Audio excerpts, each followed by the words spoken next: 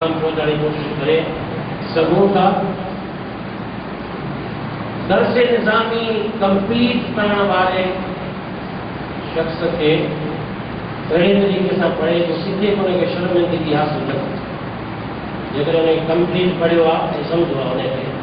تو انشاءاللہ انہیں کے کہیں بھی پلیٹ فارم پہ کہیں فورم پہ شرمندگی جو احساس نہ تھی ہونے کے بشرطے کو پنجی نالج میں اضافہ کرو رہے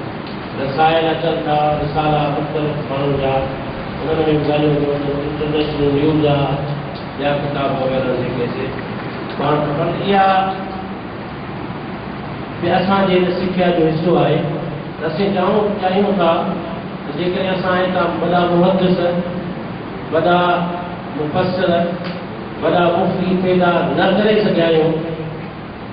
یا نہ کرے سکوں تو کم از کم اساں پانچے معاشرے کے سماج کے پانچے نئے نسل عالمن کے اسٹوڈنٹس کے اہڑی بات دسوں یا روشنی جو جیسا وہ پانچو دین جو بہتر مستقبل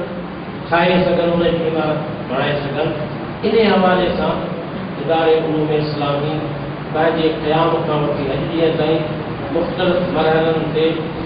تربیتی پروگرام پہلی مساؤں نے کی چکا پریشر کورس تربیت معلمین قرآن کے حوالے سے اسلامی صحافت کے حوالے سے تنظیم علماء اسلام یا جمعیت علماء اسلام یا تنظیم علماء اسلام نالن تے کہیں اجارہ داری نہ ہے ٹھیک ہے اساں کے دوستن جو نالو علماء اسلام علماء کہاں پائے ہو اسلام اساں جو با ہو دعویٰ کرنا پر ہاں جے موجود اساں کم کندا تو انہوں کے وضاحت کرنی پوندی رسی کہ ایسا جے کم نہ کندا تو پوتا انہیں اسی پان جے حالت آئی انہیں میں اسی پان کے بہتر سناؤں تھا انہیں حوالے سے یا ہانے اساں سرات ہوتا ادبی فورم ٹھاयो انہیں جو پروگرام تربیتی اساں مہینوں کر پہ تھی چکا انہیں جو مقصد بھی ہوتا اساں جن نوجوانوں میں ٹیلنٹ آئے لکھن جو پڑھن جو تقریر کرن جو ادبی ماحول کا وجن جو انہن کے وہ پلیٹ فارم اساں مہیا کیوں تو جی اے تنظیم کے پلیٹ فارم یا یہ پلیٹ فارم کے نہ اچی سکن تو وہ مجبوری کے کرے انہوں میں ذوق شوق ان بی گال جو ہے تو وہ انہیں حوالے سے انہیں فورم کا کام کرے سکن تھا یا تمہاں کے دعوت ہے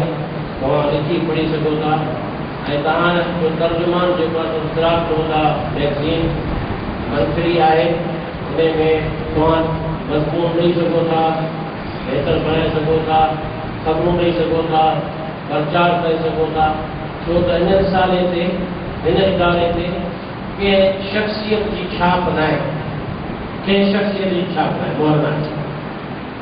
شخصیت پرستی صرف اساں شخصیت پرستی اللہ کے شخص نہ ہے اللہ تعالیٰ کا پاک ہے پر جیکریں لائن فیت کہ شخصیت کی گال صرف مننی آئے صرف مننی لازمی مننی تو آپ نبی صلی اللہ علیہ وسلم نے جزاک فرمائے لائن باقی جو گال کبوں میں کہا تھا دلیل پوچھا سی وٹھا دلیل کھپے قرآن حدیث جو بولے مشاہد میں ہوجے عالمن میں ہوجے ادیبن میں ہوجے پروفیسر ہوجے کیس مانو ہوجے جیکا وغال کرے تو انہیں جو دلیل انہیں آئے یا نہ آئے بلائن پہ ذات صرف نبی صلی اللہ علیہ وسلم دیا ہے امام بندار سادی گراہ صفا تو رفت جز در کا یہ مصطفیٰ بر مصطفیٰ برسا فیشرا کہ دی ہمارو اگر وہ بدرسی دی تمام بودا دی وہ ذات رسول اللہ صلی اللہ علیہ وسلم جن کی آئے باقی اساں کے دلیل کھپے جگہ شک پہ تو سمجھو ڈالی کا شریعت کے خلاف آئے تو کون لا دلیل جو کھپے شرعی دلیل آئے سبحان اللہ جی شرعی دلیل نہ آئے تو وہ یقیناً قابل رد آئے ناقابل قبول آئے شریعت مقدمہ شریعت کی بالا دستی اساں جو منشورہ اساں جو موٹو ہے اساں جو ہدف ہے اساں جے رحمت ہے برکت میں باعث ہے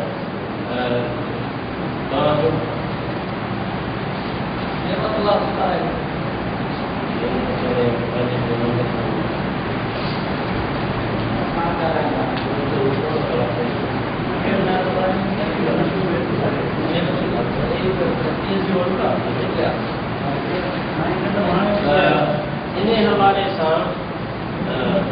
असां कोशिशि कंदासीं त असर खां पोइ असांजा दोस्त तव्हांखे कुझु न कुझु वरी अधु कलाक खनि जेको आहे ॿुधाईंदा, पर हुन खां पोइ शब्द असर जेको हाणे ॿुधाइणु अचे उहो गॾु पाण सां मिठाई या फल फ्रूट खणी अचे, छो त असांजा पार्टिसिपेंट जेके आहिनि से अहिड़े करण लाइ वांदा कोन्हनि के जेको हरुबरो मोकिलण घुरिजे ऐं वरी वेही रहनि। असांजे दोस्तनि मां प्रोफेसर कासमी साहब आहे, अलामा मुफ्ती मोहम्मद इस्माइल हनफी साहब आहे,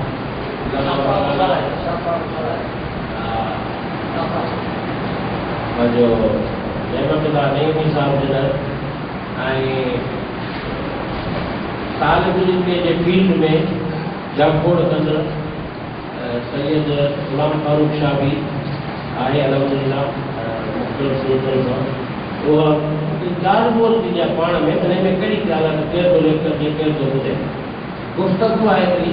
उहा माण्हू पाण में डिस्कस कंदो आहे, हुन में कई अहिड़ी समझ हाल जी ज़रूरत आहे। इन हवाले सां अञा ॿियूं बि केतिरियूं शयूं आहिनि,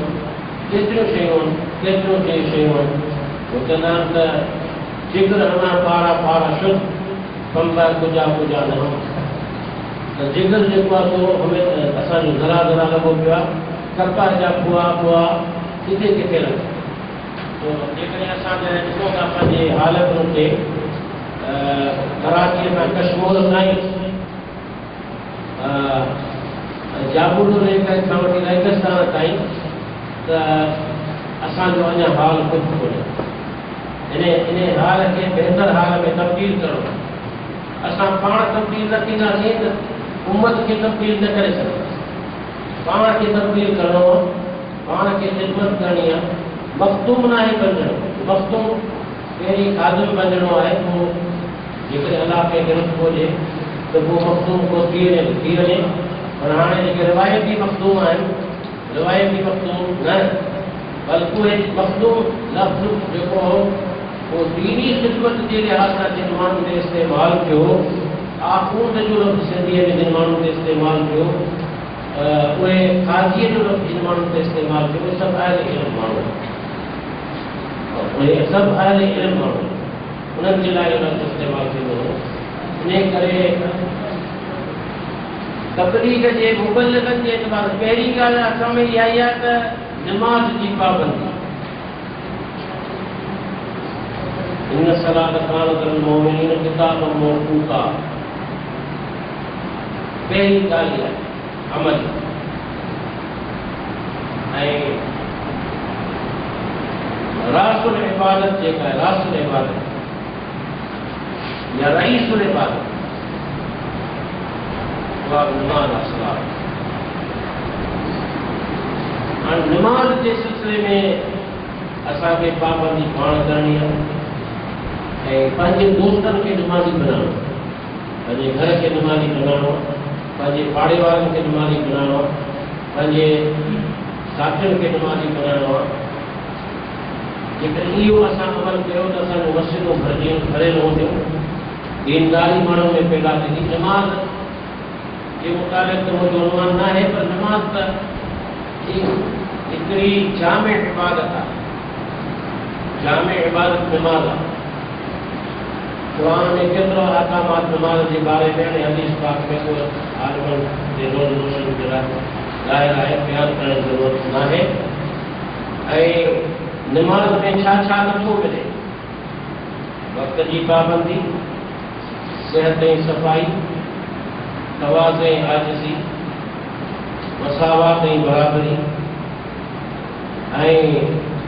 नज़्म व ज़ब्त। नमाज़ छा थी सेखारे त तव्हां मस्जिद में नज़्म व ज़ब्त हुजे, पर तव्हांजे महले में नज़्म व ज़ब्त न हुजे। नमाज़ सेखारी थी जे मस्जिद में तव्हांजो नज़्म व ज़ब्त आहे, इहो ई नज़्म तव्हांजो इदारे में हुजे, इहो ई नज़्म तव्हांजो बाज़ार में हुजे, कारोबार में हुजे, स्कूल में हुजे, कॉलेज में हुजे, महले में हुजे, घर में, इहो ई नज़्म, इहा ई बराबरी हुजे। इहा सिहत ऐं सफ़ाईअ वारो माहौल हुजे। नमाज़ इहो सेखारे अलाह सां राब्तो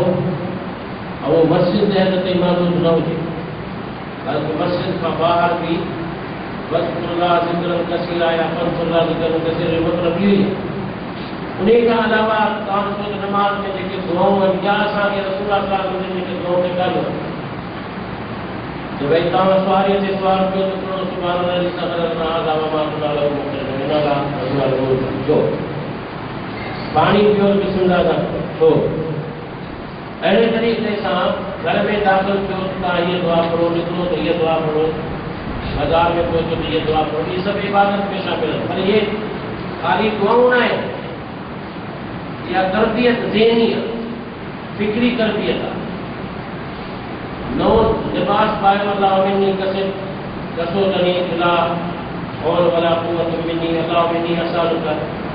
मां सुने लहुआ नऊ फिका मिन शर्र मां सुने लहू। ॿियूं दुआऊं आहिनि, मुंहिंजा मुलाहिमूं नवां कपिड़ा पाता, इहे तो मूंखे पारायनि, मुंहिंजी कुव्वत ऐं ताक़त आहे। हाणे हिन में जेका भलाई आहे हिन नवनि कपिड़नि में उहा मूंखे अदा फरमा,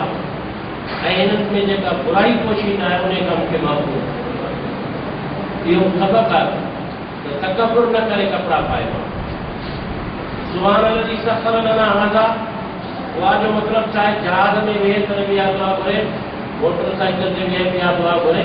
पर ईअं न थिए त मोटरसाइकिल ते ॿई हथ खणी करे इहा दुआ घुरे। साइकिल ते वेही करे ईअं ई पढ़े, साइकिल ते बि जंहिं वटि साइकिल जी ताक़त आहे उन लाइ साइकिल जेका आहे हवाई जहाज, साइकिल उन लाइ हवाई जहाज। उन जागरू माण्हू खां तव्हां पुछो जेको गॾह ते चढ़ी पंहिंजो सामान शहर मां वठी ऐं पंहिंजे घर ताईं पहुचाए थो, उहो गॾह जेको आहे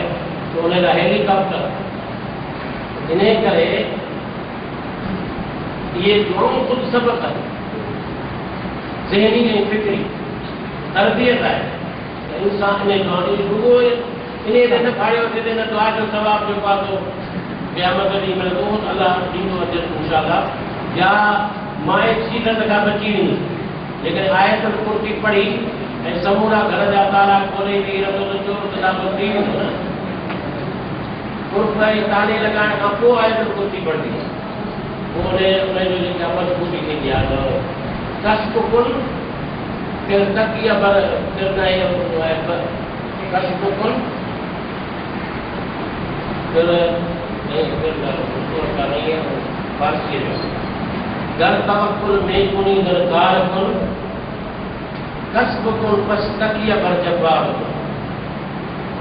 दर तवक्कुल में कुनी दरकार कुल कम में तवक्कुल कयो, कम कयो को तवक्कुल कयो।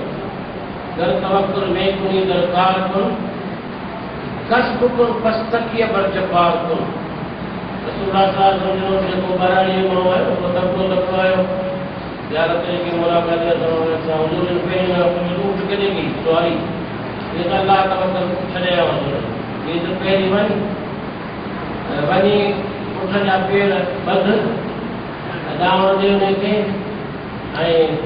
पोइ तवक्कुल कर, हेठल सुम तवक्कुल। पहिरीं वियो जंहिंजा पेर उनजा ॿध उनखे क़ाबू कर, पोइ अलाह खे तवक्कुल कर। इहे सभु हिदायतूं आहिनि हदीस शरीफ़ जूं, क़ुरान जूं, जेके असांजे लाइ नाफ़े आहिनि, मुफ़ीद आहिनि। उनखे असां हाणे इन हवाले सां मां तव्हांजा कन पियो खवां, मुंहिंजे ज़हन में फिक्र में इहे ई ॻाल्हियूं नंढे हूंदे खां वठी, या सम्झो ने करे कुझु न कुझु बग़ावत जूं आहिनि जंहिंमें हू बग़ावत जी अचे थी, पर बग़ावत कॾहिं थींदी आहे माण्हू, बाक़ी माण्हू कॾहिं थींदो आहे जॾहिं मुआशिरे खां मायूस थियण जे हदुनि ते पहुची वञे, जॾहिं मुआशिरे में समाज में ॾिसे थो उहो त हिते इल्म जो क़दुरु न आहे, इंसानियत जो क़दुरु न आहे, इंसानियत जो क़दुरु न आहे, ऐं गुरबत जो खे हिकारत करणु थो वञे। हमारे आज के मुअज़्ज़ज़ मेहमान गिरामी प्रोफेसर डॉक्टर आमिर शेख साहब तशरीफ लाए हैं, उन्हें वेलकम करते हैं।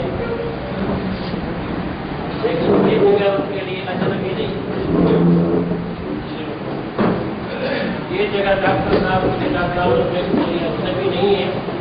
اور نہ ہمارے لیے ان کی ذات اجنبی ہے، نہ ہم ان کے لیے اجنبی ہیں۔ ڈاکٹر عامر بیگ صاحب جو ہے پڑھے بھی امجدیہ سے لے کر کے اسلامک سینٹر میں، اور پھر استاد بھی وہاں اپنی ذہانت اور قابلیت کے اعتبار سے بنائے گئے درخواست پر اور اپنے مادر علمی کے ساتھ تعلق اور وابستگی، اور پھر ہماری نوجوان نسل اور علماء کے ساتھ ان کا رابطہ اور ان کا علمی تعاون کرنا، ادارے کے طور پر بھی تعاون کرنا۔ ایک بدقسمتی ہے کہ ہم نے جتنے بھی سفارش کر کے ان کے ادارے میں ان کی وجہ معاونت سے داخل کراتے رہے لوگ، وہ اب 6 مہینے بعد بھاگ جاتا ہے۔ ہر 6 مہینے بعد یا 3 مہینے بعد 6 مہینے کے بعد بھاگ جاتے ہیں، اور اس کا ایک افسوس جو ہے، جتنا مجھے ہے اتنا افسوس ڈاکٹر عامر بیگ صاحب کو بھی ہے، ہوتا ہے کہ آخر اس پروونس کے لوگ اپنے کیپیٹل سٹی سے استفادہ کیوں نہیں کرتے اور اس کے لیے تیار کیوں نہیں ہوتے؟ سب کچھ تحقیق ہے، تمام وہ کسی بھی بڑے اعظم سے یہاں پر آ کر کے علم حاصل کرے یا محنت مزدوری کرے، سب کا حق ہے، لیکن بھٹائی صاحب نے کیا ہے کہ پانی مکے جھوپڑا مور تو اس کے مرد، اس کا مطلب ہے کہ گھر بھی دریا کے کنارے، لیکن اس کو پانی کا گلاس بھی میسر نہیں، پانی کا گلاس بھی اس کو میسر نہیں، وہ پیاسا ہے، حالانکہ گھر دریا کے کنارے اس کا گھر ہے، دریا بہہ رہا ہے، دوسروں کو دور دور تک اس کی سطح پہنچ رہی، لیکن جو اس کے کنارے پر گھر بنا کے بیٹھا ہے اس کو پانی کا چلو بھی نہیں مل رہا ہے۔ تو یا تو اس کی اپنی سستی اور کاہلی ہے یا جبر و استبداد ہے، ان دونوں میں سے ایک چیز ضرور ہوتی ہے اس معاملے میں، تو ان چیزوں کو ختم کرنا نہ جانا ہے۔ تو بلا تاخیر جو ہے میں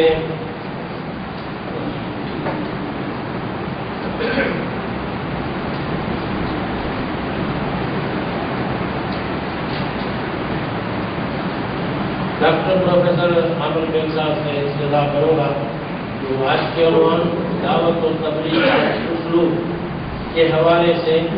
ہمارے ہونے والے ان مبلغین کو، مدرسین کو اور ائمہ حضرات، ہونے والے ائمہ حضرات کو اس حوالے سے ہماری سب کی رہنمائی فرمائیں۔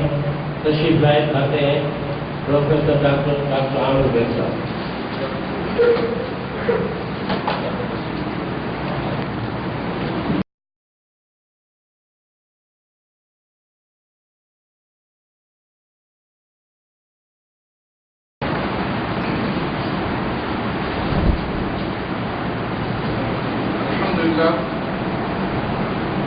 الحمد لله الذي وكفى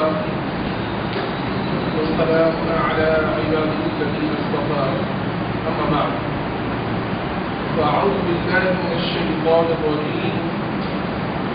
بسم الله الرحمن الرحيم، ولتكن منكم أمة يدعون إلى الخير ويأمرون بالمعروف وينهون عن المنكر وأولئك هم المفلحون. وقال الله تعالى في مقام آخر: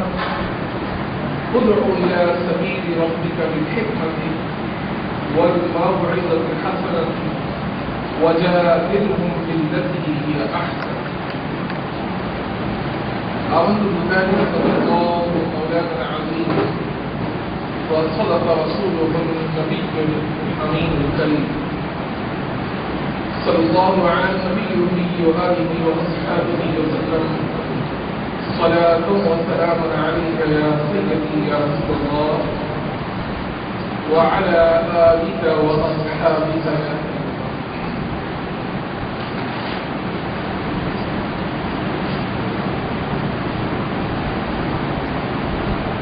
میرے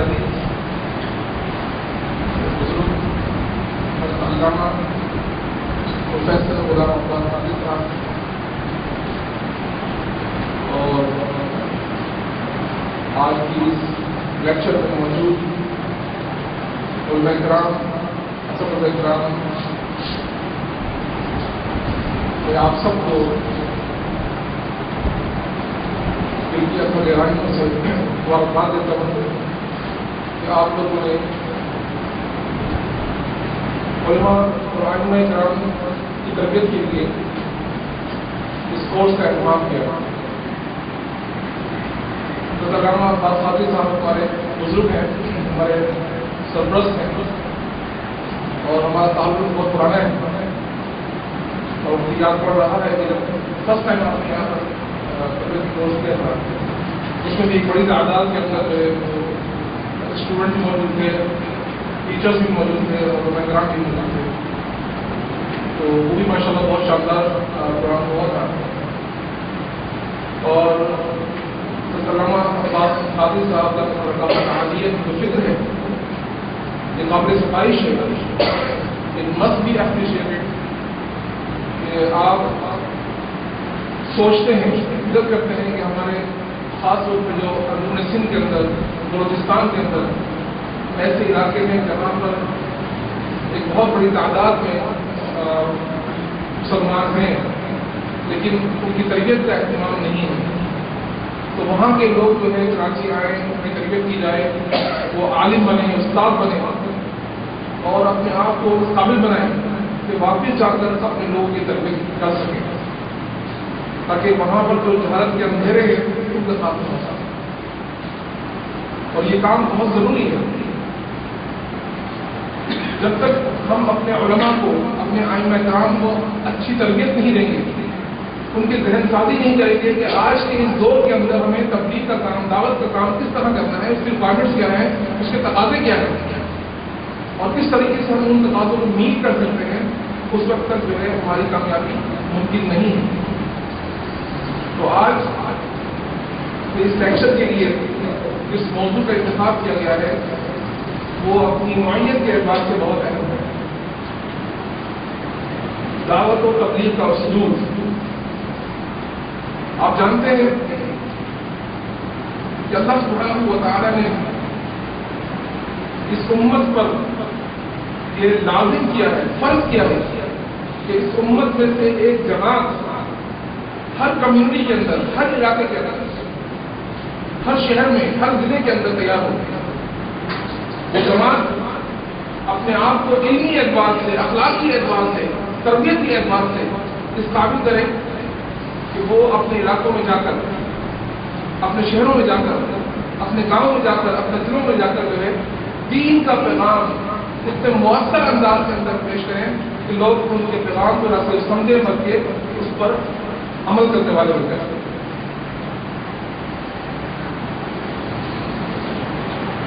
اللہ سبحانہ و تعالیٰ کا بارہا ارشاد ہے کہ وَلْتَكُن مِّنكُمْ أُمَّةٌ يَدْعُونَ إِلَى الْخَيْرِ، کہ تم میں ایک ایسی جماعت کا ہونا ضروری ہے، يَدْعُونَ إِلَى الْخَيْرِ، جو لوگوں کو خیر کی طرف بلائے، خیر کی دعوت دے، وَيَأْمُرُونَ بِالْمَعْرُوفِ وَيَنْهَوْنَ عَنِ الْمُنكَرِ، اور لوگوں کو نیکی کا حکم دے اور برے کاموں سے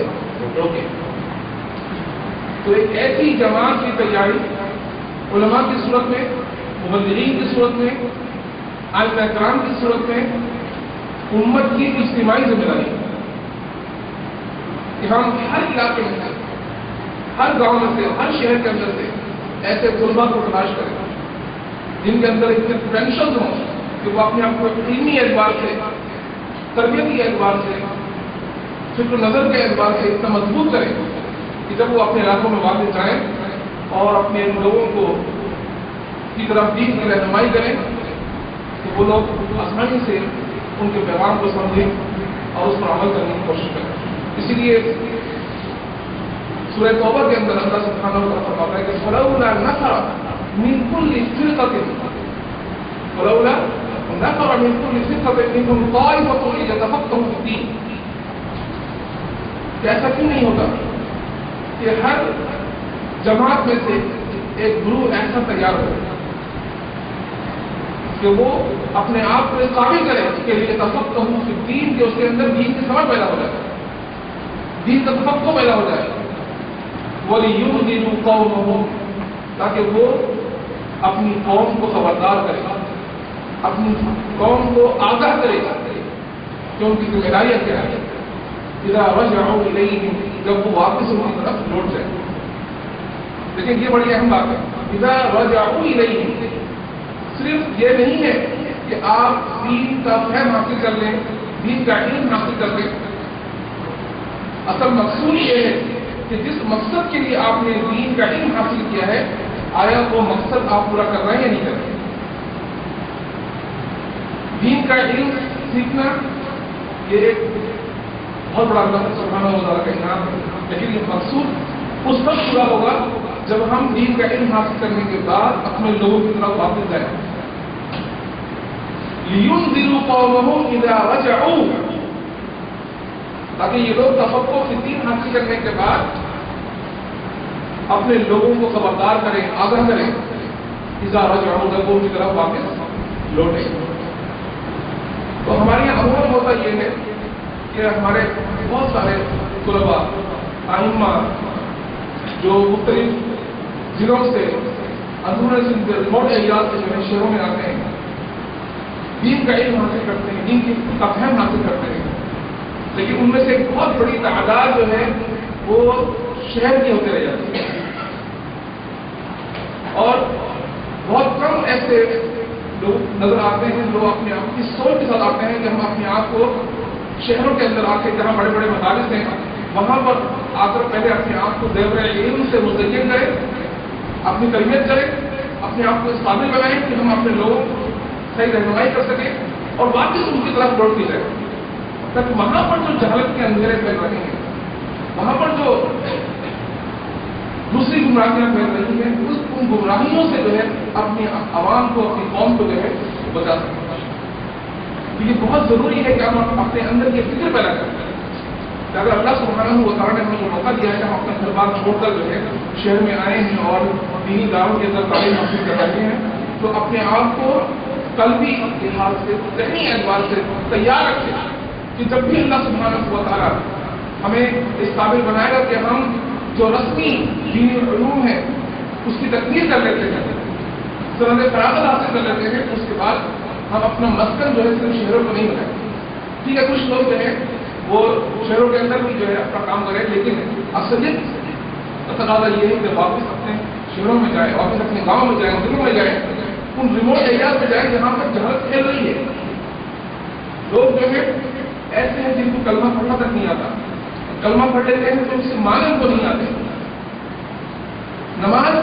کے بنیادی مسائل جو ہے ان کے علم نہیں، طہارت کے بنیادی مسائل ان کے علم نہیں۔ تو اگر ہم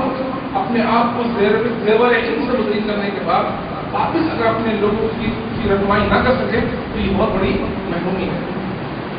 ہم ایک دین کے اہم تقاضے سے جو ہے وہ دور ہو رہے ہیں۔ تو ایک بنیادی جو اپیل ہے آپ لوگوں سے کہ آپ شہر کے اندر، جہاں سے ایک بہت بڑا شہر ہے، جہاں بڑے بڑے ادارے ہیں، یہاں پر ضرور آئیں، یہاں پر ہر لیول کے اندر جو ہے اپنے آپ کو علم سے بہرمند کریں، دارالعلوم میں پڑھیں، یونیورسٹی میں بھی پڑھیں، کالجز میں پڑھیں، لیکن جب اپنے آپ کو ثابت کر لیں کہ واپس جا کر جو ہے وہاں پر کوئی ادارہ قائم کر سکے، کوئی ایسا ادارہ قائم کرے جہاں پر مستقل طور پر لوگوں کی تربیت کا اہتمام ہو سکے، مستقل تعلیم کا انتظام ہو سکے، طلبہ کی نشستوں کا اہتمام ہو سکے۔ یہ جب تک نہیں ہوگا تو تب تک ہمیں حاصل کو کامیابیاں حاصل نہیں ہو سکتی۔ تو ایک اول اور اہم بات یہ ہے کہ داعین حق کی تیاری جو ہے امت کی مجموعی ذمہ داری ہے، جس کو کہ اللہ سبحانہ و تعالیٰ نے قابل کیا ہے اور اس کو علم کی دولت سے بہرمند کیا ہے، یہ اس کی ذمہ داری ہے کہ وہ جس حد تک جو ہے دین کی خدمت کر سکتا ہے، جس حد تک جو ہے وہ تربیت کا اہتمام کر سکتا ہے، جس حد تک جو ہے علم کو فروغ دے سکتا ہے، علم کو فروغ دیتا ہے، جس لیول پر کام کر سکتا ہے کام کرے تاکہ کام جو ہے وہ آگے بڑھے۔ کیونکہ اب اس دین کے پیغام کو آگے بڑھانا یہ امت کی ذمہ داری ہے۔ جو نبوت کا سلسلہ تھا وہ آخر دو جہاں سید المرسلین خاتم النبیین صلی اللہ علیہ وسلم پر اقدام پذیر کر چکا ہے۔ اللہ نے اپنے پیارے حبیب صلی اللہ علیہ وسلم کو خاتم النبیین بنا کر مبعوث کیا اور آپ کی دست مبارک سے اپنے دین کی تکمیل فرما دی ہے۔ الیوم اکملت لکم دینکم واتممت علیکم نعمتی ورضیت لکم الاسلام دینا، کہ آج کے دن میں نے تمہارے لیے تمہارے دین کو مکمل کر دیا۔ اب یہ دین جو ہے وہ مکمل ہو چکا ہے، اب اس دین کو قیامت تک جو ہے فروغ دینا یہ امت کے علماء کی ذمہ داری ہے۔ اس لیے نبی کریم صلی اللہ علیہ وسلم نے فرمایا کہ العلماء ورثۃ الانبیاء، کہ علماء جو ہے انبیاء کے وارث ہیں۔ تو اب یہ جو انبیاء کے وارث جن کو کہا گیا ہے، اب یہ ان کی ذمہ داری ہے کہ علم نبوت کو وہ آگے پھیلائیں، جہاں جہاں ظلمت اور جہالت کے اندھیرے ہیں اپنے علم سے ان اندھیروں کو دور کریں۔ اب معلوم یہ کرنا ہے اگر ہم داعی ہیں، اگر ہم مبلغ ہیں، تو قرآن اور سنت کے ذریعے ہماری کیا رہنمائی کی گئی ہے کہ ہم کس طریقے سے لوگوں کے سامنے دین کا پیغام پیش کریں، کس طریقے سے لوگوں کی رہنمائی کریں، یہ جاننا بھی بہت ضروری ہے۔ بہت سے لوگوں کے پاس بے پناہ علم ہوتا ہے لیکن انہیں علم دینے کا طریقہ کار نہیں آتا، ان کے پاس وہ اسلوب نہیں ہوتے جن اسلوب کے ذریعے وہ لوگوں کو دین کی طرف راغب کر سکیں۔ تو آئیے دیکھتے ہیں کہ اللہ سبحانہ و تعالیٰ نے قرآن کے اندر وہ کون سے اسلوب ہمیں تعلیم فرمائے ہیں جن کو ایڈاپٹ کر کے، جن کو اختیار کر کے ہم ایک مؤثر انداز کے اندر دین کا پیغام لوگوں کے سامنے پیش کر سکتے ہیں۔ اور اس حوالے سے قرآن مجید کی جامع ترین آیت ہے وہ لازمی ہمارے زیر غور رکھنا چاہیے، اور وہ آیت کون سی ہے؟ سورہ نحل کی آیت، ادعو الی سبیل ربک بالحکمہ، کہ دعوت دو اپنے رب کی طرف، اپنے رب کے راستے کی طرف، بالحکمہ، حکمت کے ساتھ، والموعظۃ الحسنہ، اچھی نصیحت کے ساتھ، وجادلہم باللتی ہی احسن، اور اگر دعوت کے کام کے دوران مباحثے اور مناظرے کی نوبت آ جائے تو پھر عمدہ طریقے سے مباحثہ اور مناظرہ کرنا۔ اب یہاں تین اسلوب بیان ہوئے ہیں دعوت کے، دعوت کے تین اسلوب بیان ہوئے ہیں۔ پہلا اسلوب کیا ہے؟ ادعو الی سبیل ربک بالحکمہ، دعوت بالحکمہ، یہ پہلا اسلوب ہے، یہ حکمت کے ساتھ لوگوں کو دین حق کی طرف بلانا۔ اب حکمت سے کیا مراد ہے کہ ہم جب سمجھتے ہیں، والموعظۃ الحسنہ،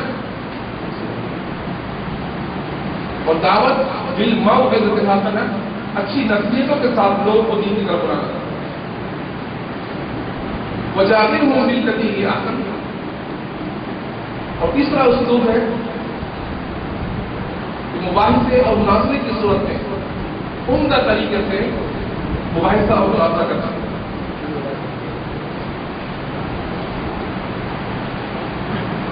اب دیکھیے اللہ سبحانہ و تعالیٰ اپنے پیارے حبیب سے فرما رہا ہے،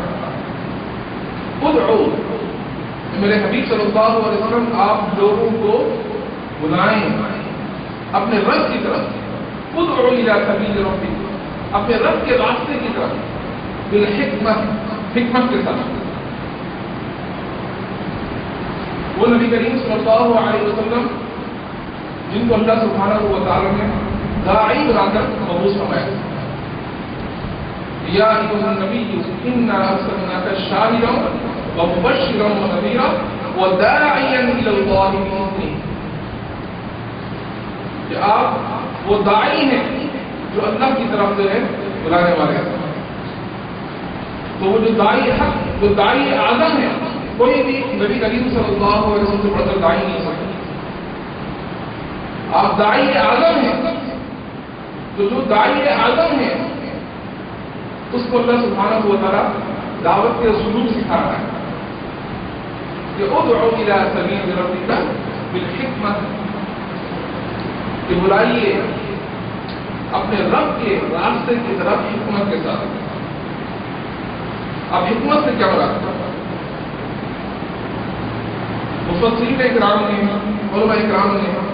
حکمت کے مختلف مفاہیم بیان کیے ہیں. اور حکمت کا سب سے بڑا تقاضا یہ ہے کہ آپ کی جو آڈینس ہے، آپ کی جو مخاطب ہے، داعی کی ذمہ داری ہے کہ وہ اپنے مخاطب کی ذہنی سطح کو، ان کے لیول کو دیکھتے ہوئے ان کے سامنے دین کا پیغام پیش کریں. اسی لیے فرمایا کلموا الناس علی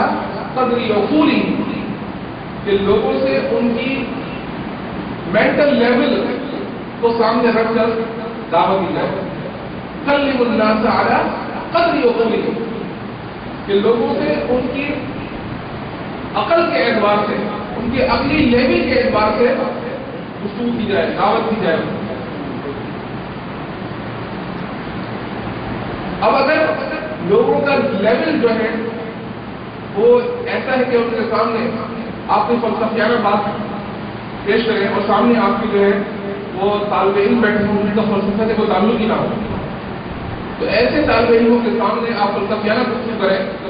اور فلسفیکل تھاٹس، فلسفیکل جو آئیڈیالوجیز جو ہے ان کے سامنے پیش کرنا شروع کر دیں تو تھوڑی سی دیر میں ان کی آنا شروع ہو جائے. کیونکہ جو آپ گفتگو کر رہے ہیں وہ ان کے مینٹل لیول سے لے کے نہیں رکھتے. اب دیکھیں نبی کریم صلی اللہ علیہ وسلم جو ہے وہ سب سے بڑے داعی حق ہیں، اور آپ صلی اللہ علیہ وسلم اپنی قوم کا مزاج میں سمجھتے تھے. جس وقت اللہ سبحانہ و تعالیٰ نے اپنے پیارے محبوب صلی اللہ علیہ وسلم کو یہ حکم دیا کہ اب آپ اپنی قوم کو علی اعلان دعوت حق دیں، تو نبی کریم صلی اللہ علیہ وسلم نے کیا کیا کہ آپ صلی اللہ علیہ وسلم پورے صفا کو تشریف لے گئے اور اپنی پوری قوم کو پکارا. پوری قوم کو پکارا، سارے اہل قریش اہل مکہ وہ صفا کے پاس جمع ہو گئے. تو نبی کریم صلی اللہ علیہ وسلم نے ان کو بلا کر براہ راست ان کو دعوت حق نہیں دی، پہلے ان سے کچھ تصدیق کروائی، کیونکہ نبی کریم صلی اللہ علیہ وسلم نے ان لوگوں کے درمیان اپنی عمر کا ایک بڑا حصہ گزارا تھا. قرآن کی آیت ہے نا فقط لبثت فیکم عمرا من قبل، کہ میں نے اپنی عمر کا ایک بہت بڑا حصہ تمہارے درمیان گزارا ہے. افلا تعقلون، کہ تم پھر بھی عقل نہیں پکڑتے، کہ پھر بھی تم نہیں سمجھتے. تو اس بات کی تصدیق نبی کریم صلی اللہ علیہ وسلم نے کوہ صفا کی پہاڑی پر چڑھنے کے بعد سب سے پہلے یہ تصدیق کرائی کہ میں محمد صلی اللہ علیہ وسلم اگر تم سے یہ کہوں کہ اس کوہ صفا کی پہاڑی کے پیچھے سے ایک دشمن کی فوج تم پر حملہ آور ہونے والی ہے، کہ تم میری اس بات کی تصدیق کرو گے، تو سب نے یہ صبح کو کیا کہا کہ آپ صادق اور امین ہیں، آپ ہمیشہ سچ بولنے والے ہیں، آپ امانتدار ہیں، ہم آپ کے بارے میں یہ سوچ بھی نہیں سکتے کہ آپ جو ہے کوئی ایسی بات کریں گے جو حق کے علاوہ ہو. تو جب لوگ آپ کی بات سننے کو تیار ہو گئے اور اس بات کی تصدیق کر دی کہ آپ کی زبان سے حق کے علاوہ کچھ نکلتا ہی نہیں ہے، تو پھر نبی کریم صلی اللہ علیہ وسلم نے فرمایا کہ میں محمد صلی اللہ علیہ وسلم تمہیں آپ کی دعوت دیتا ہوں کہ یہ کلمہ پڑھ لو کہ لا الہ الا اللہ محمد رسول اللہ، کہ نہیں ہے کوئی معبود سوائے اللہ کے، محمد صلی اللہ علیہ وسلم کا رسول. تو یہ بھی ایک اسلوب ہے جو آقا نے ہمیں تعلیم فرمایا کہ لوگوں کو پہلے تیار کیا جائے ذہنی طور پر کہ جو مخاطب ہے اس کے بارے میں ان کی رائے کیا ہے. تو نبی کریم صلی اللہ علیہ وسلم جو مخاطب ہے،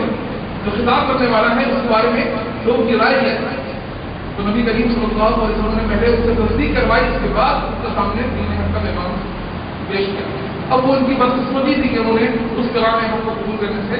انکار کر دیا، لیکن نبی کریم صلی اللہ علیہ وسلم اپنی دعوت کے حق کا پیغام ان کے سامنے پیش کرتے رہے، اور آپ کی ہر ممکن کوشش یہ رہی تھی کہ ہر ایک کو اس کی ذہنی اعتبار سے، عقلی اعتبار سے جو ہے اسلام کی دعوت دی جائے تاکہ وہ دین حق کے پیغام کو قبول کر سکے۔ اچھا، ایک دوسرا معنی حکمت کا، یہ اسلوب دعوت ہے کہ ادعو الی سبیل ربک بالحکمت، بلاؤ رب کے راستے کی حکمت کے ساتھ، یہ کہ ایسے دلائل کے ساتھ اپنا پیغام پیش کرو کہ جو دلائل لوگوں کو آسانی سے سمجھ میں آ جائے، جن دلائل کو سننے کے بعد لوگوں کے پاس آپ کا پیغام سننے اور اس کو ماننے کے علاوہ کوئی چارہ ہی نہ ہو۔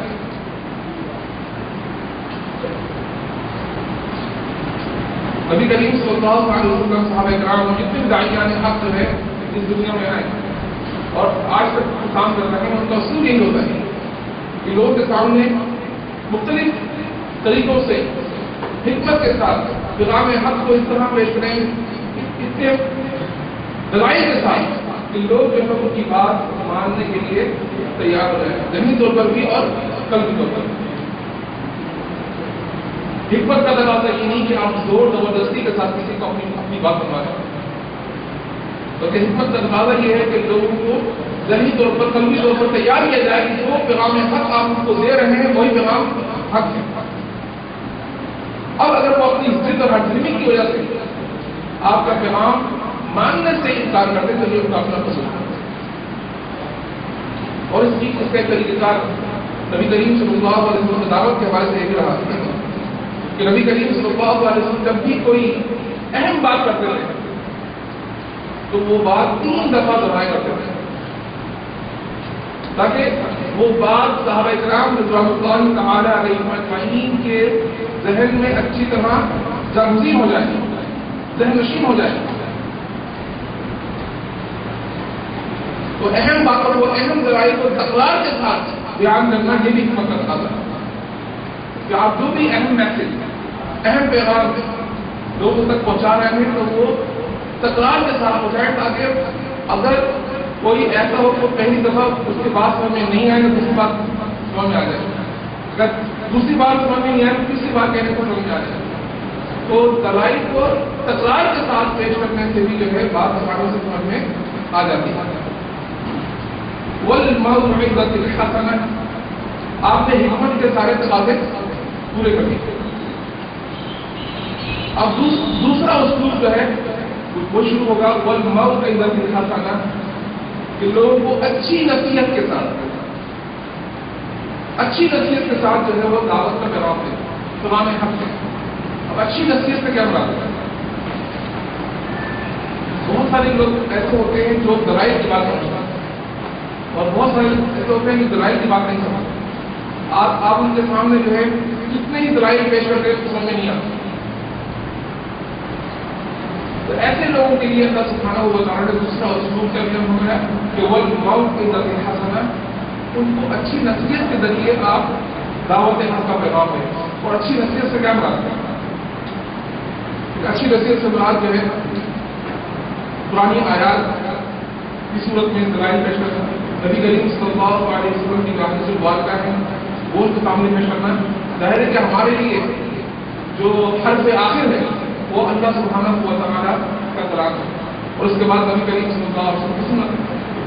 کہ لوگ قرآن اور سنت کا پیغام سمجھ کر اس بات کو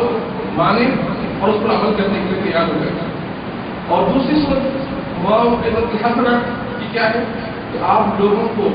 قصے کہانی کے ذریعے، مطلب جو بات آپ دلائل سے نہیں سمجھا سکتے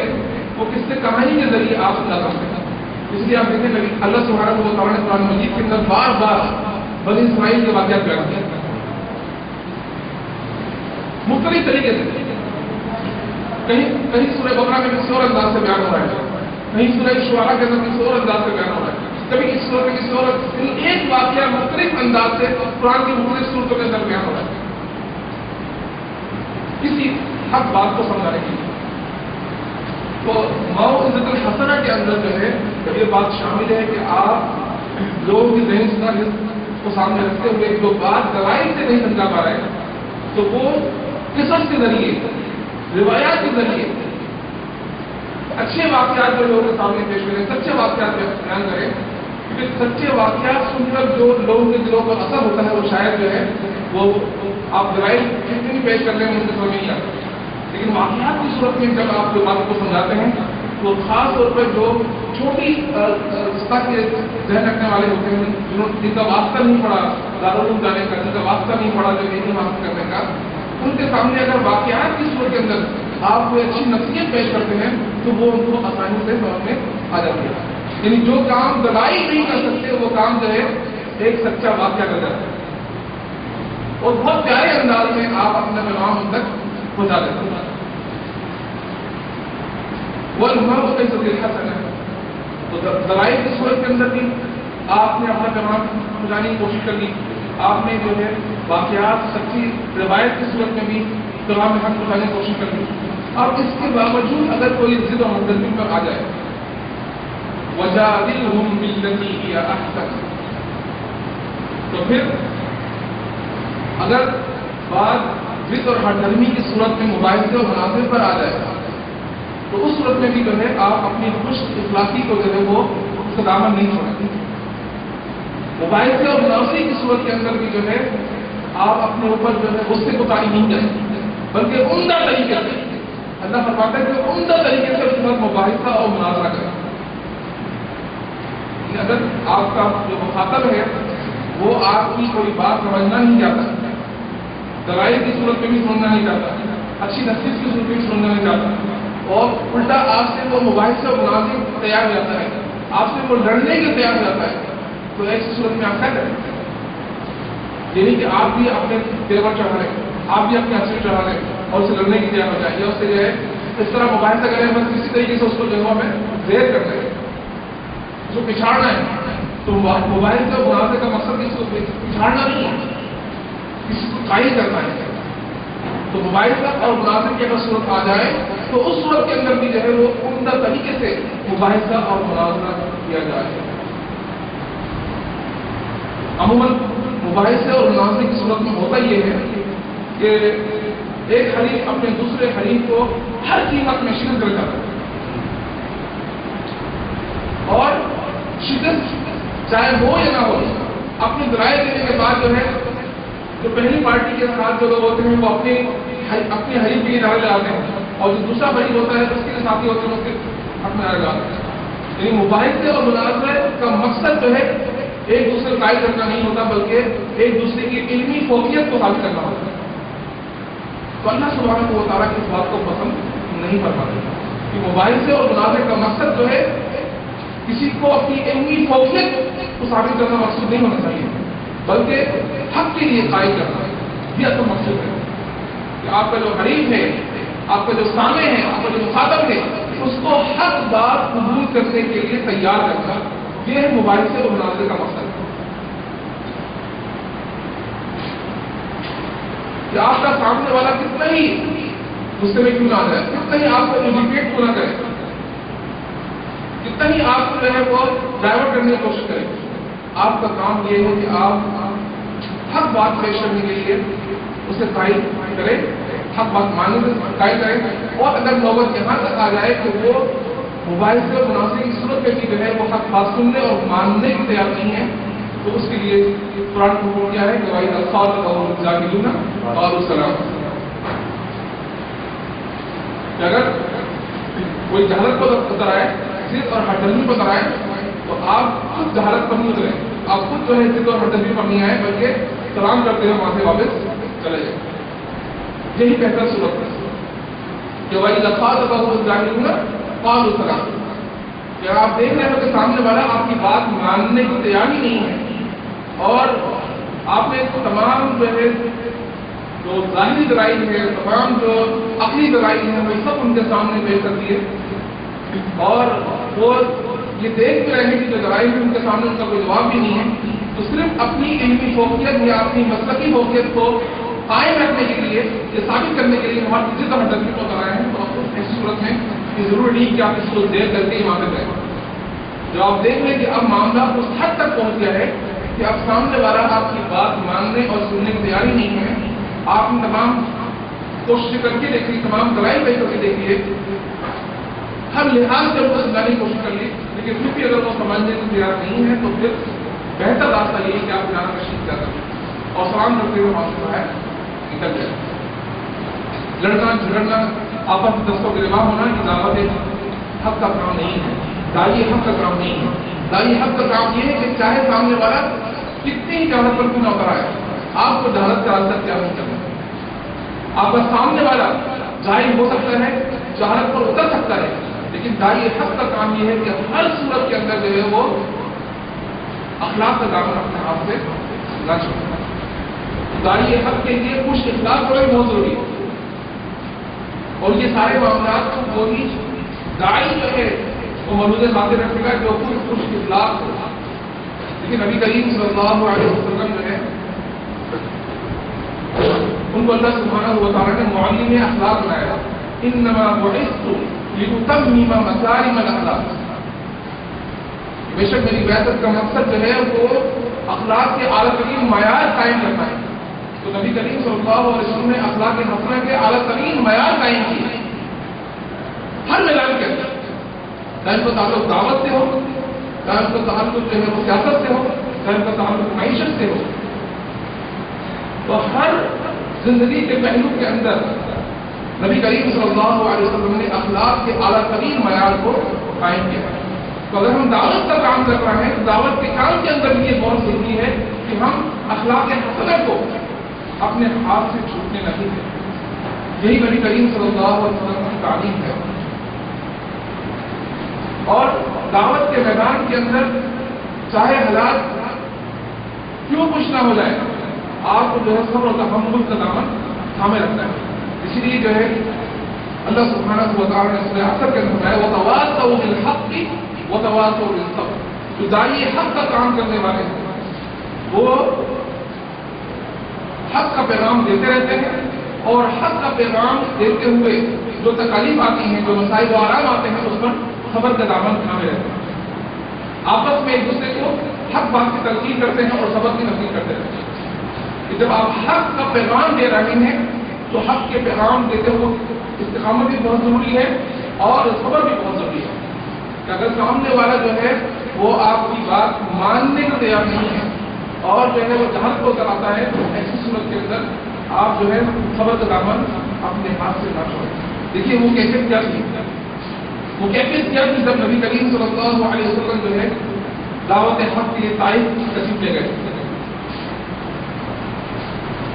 جو اہل مکہ نے پیغام حق کو ماننے سے انکار کر دیا, اور جب ایسی صورتحال پیدا ہو گئی کہ مکے کے اندر کوئی اب پیغام حق قبول کرنے والا نظر نہیں آ رہا تھا, تو نبی کریم صلی اللہ علیہ وسلم نے طائف کا سفر کیا تاکہ وہاں کے لوگوں کے سامنے پیغام حق پیش کیا جائے. نبی کریم صلی اللہ علیہ وسلم نے وہاں کے سرداروں کو جمع کیا اور ان کے سامنے دین حق کا پیغام پیش کیا. ظاہر آپ داعی حق ہیں, آپ نے بہترین اسلوب کے اندر کے سامنے دین کا پیغام پیش کیا, لیکن اپنی ضد اور ہمدردی کے باعث انہوں نے دین حق کو پیغام قبول کرنے سے انکار کر دیا. لیکن ایک صورت تو یہ تھی کہ وہ انکار کرنے کا نبی کریم صلی اللہ علیہ وسلم واپس آ جاتا, لیکن انہوں نے ایسا نہیں کیا. ایک ظلم تو یہ ہوا کہ ضد اور ہمدردی کیا کی, اور دوسرا ظلم یہ کیا کہ اپنے شہر کے, اپنے گاؤں کے, اپنے علاقے کے جو اوباش نوجوان تھے ان کو نبی کریم صلی اللہ علیہ وسلم سے چھوڑ دیا. ان اوباش جوانوں نے نبی کریم صلی اللہ علیہ وسلم پر اتنے پتھر برسا کہ آپ جو ہے لبنان ہو گئے, آپ کے نعرے مبارک جو ہے خون سے بھر گئے, اور اس وقت اللہ سبحانہ و تعالیٰ کی رحمت جوش میں آتی ہے. لڑائی کا تشریف آتے ہیں اور زیادہ چاہتے ہیں کہ اے اللہ کے محبوب صلی اللہ علیہ وسلم اگر آپ کی اجازت ہے تو طائف کے اطراف میں جو پہاڑیاں ہیں اللہ سبحانہ و تعالیٰ ان پہاڑیوں کو آپس میں ملا دے تاکہ طائف کی پوری آبادی جو ہے اس کا تباہ برباد ہو جائے. تو ایسے حالات کے اندر بھی نبی کریم صلی اللہ علیہ وسلم صبر کا دامن نہیں چھوڑا. اور کیا فرمایا کہ مجھے اللہ سبحانہ و تعالیٰ نے رحمت بنا کر موجود کیا, مجھے رحمت بنا کر موجود کیا ہے, میں کسی پر جو ہے برابر نہیں کر سکتا. اور ان طائف والوں کی دعائیں پھر بھی فرما دی کہ ہو سکتا ہے ان اہل طائف کے اندر بھی ایسے لوگ پیدا ہو جائیں جو دین کے رہنمار ہوں اور دین کی سربلندی کے لیے اپنے کارروائی نمایاں کرتے ہیں۔ ایسا ہی ہوا کہ تاریخ کے اندر جو ہے محمد بن قاسم جیسے لوگ جو ہے طائف کے میدان سے پیدا ہوئے اور جنہوں نے دین حق کا پیغام جو ہے وہ دنیا کے اندر پھیلایا، اور آج جو سندھ کو ہم باب الاسلام کہتے ہیں وہ اس وجہ سے کہتے ہیں کہ محمد بن قاسم جو ہے وہ سندھ کے راستے سے جو ہے ہندوستان کے اندر داخل ہوا۔ تو یہ نوجوان دین کے رہنمار جو ہیں اسی طائف کی وادی سے پیدا ہوئے جنہوں نے آگے چل کر جو ہے دین کے پیغام کو عام کیا۔ تو چاہے حالات ایسے ہی خراب کیوں نہ ہو، داعی حق کا کام یہ ہے کہ وہ صبر کا دامن اپنے ہاتھ سے نہ چھوڑے، اور دعوت ایک اور اہم اسلوب، تین اسلوب تو آپ نے سماعت کر لیجیے، خود ہوئی یا سبیل ربی کا بالحکمت، دعوت بالحکمت، والموعظۃ الحسنہ، دعوت بالموعظۃ الحسنہ، کہ اچھی نصیحت کے ساتھ لوگوں کو دین کا پیغام دیا جائے، اور تیسری صورت جو ہے وجادلھم باللتی ہی احسن، کہ اگر مباحثہ اور مناظرہ کی کیفیت پیدا ہو جائے تو اس وقت بھی جو ہے عمدہ طریقے سے مباحثہ اور مناظرہ کیا جائے، کسی پر اپنی علمی فوقیت ثابت کرنے کے لیے اس کو دیر کرنے کی کوشش نہیں کی جائے، بلکہ آپ کا مقصود صرف یہی ہو کہ لوگوں کو حق کی بات تصدیق کرنے کے لیے قائل کر دیا جائے۔ اب چاہے آپ کا مخاطب کوئی کیوں نہ ہو، نبی کریم صلی اللہ علیہ وسلم نے ہمیشہ جو ہے اپنے سامعین، اپنے مخاطب کو سامنے رکھ کر جو ہے ان سے گفتگو فرمائی۔ اور ایک اور اہم بات جو اسلوب دعوت کے اندر بہت ضروری ہے کہ جب اللہ سبحانہ و تعالیٰ نے حضرت موسیٰ اور حضرت ہارون علیہ السلام کو فرعون کو دعوت حق دینے کے لیے بھیجا، فرعون جس نے خدائی کا دعویٰ کر رکھا تھا، جو اپنے آپ کو سجدہ کروایا کرتا تھا، اپنے آپ کو خدا کہا کرتا تھا، اس کو جب دین کا پیغام پیش کرنے کے لیے حضرت موسیٰ اور ہارون علیہ السلام کو کہا گیا تو کیا نصیحت کی اللہ کی بارگاہ سے غور کیجیے، اللہ کی بارگاہ کی نصیحت یہ ہے کہ فقولا لہ قولا لینا لعلہ یذکر او یخشی، کہ آپ دونوں جائیں اور فرعون کے سامنے نرمی سے گفتگو کریں۔ اللہ اکبر، فرعون جیسا ظالم اور جابر جو بنی اسرائیل کے نوجوانوں کو کر رہا ہے اس خوف سے کہیں جو ہے اس کی سلطنت ختم نہ ہو جائے، کہیں اس کی حکومت اس کے ہاتھ سے چھین نہ جائے، کہیں اس کی خدائی خاتمہ نہ ہو جائے، اس کے بعد جب اللہ سبحانہ و تعالیٰ اسے پیغمبر حق کو بھیج رہا ہے تو کیا حکم دے رہا ہے؟ فقولا لہ قولا لینا، کہ آپ سب ان کے پاس جائیں اے موسیٰ اور ہارون علیہ السلام تو ان سے نرمی سے گفتگو کریں، لعلہ یتذکر، ہو سکتا ہے کہ وہ تمہاری بات مان لیں، ہو سکتا ہے تمہاری بات کو سنیں، ہو سکتا ہے تمہاری بات کو سمجھیں، او یخشی، شاید کہ وہ ڈرنے والا بن جائے، شاید وہ تمہارا تمام حق سن کے جو ہے اللہ سے ڈرنے لگے۔ تو چاہے مخاطب کتنا ہی بڑا ظالم اور جابر کیوں نہ ہو، داعی کا کام یہ ہے کہ وہ اس کی پوزیشن سے نہیں رہے، بلکہ جو حق بات ہے اس کے سامنے بہتر انداز میں، مؤثر انداز میں پیش کر دے، چاہے وہ کتنا ہی بڑے سے بڑا ظالم اور جابر ہوگا، لیکن وہی بات ہے تو اس نے اخلاص تو اپنے دعوت سے نہیں ہے، اور سب سے بہتر انداز اور طریقہ ہے فقولا لہ قولا لینا، کہ نرمی کے ساتھ اپنے مخاطب سے گفتگو کریں۔ زور زبردستی جو ہے آپ کسی سے اپنی بات مان نہیں سکتے، اچھے اخلاق کے ساتھ، اچھی گفتگو کے ساتھ جو ہے آپ کسی کو تیار کر سکتے ہیں کہ وہ آپ کی بات سنے گی اور مانے گی، لیکن آپ چاہیں کہ زور زبردستی سے کوئی آپ کی بات سن لے اور سمجھ لے اور اس کو مان لے تو ایسا ممکن نہیں ہے۔ اسی لیے اللہ سبحانہ و تعالیٰ نے یہی صفت جو ہے اپنے پیارے محبوب کو بھی عطا فرمائی، فَبِمَا رَحْمَةٍ مِّنَ اللَّهِ لِنتَ لَهُمْ، فَبِمَا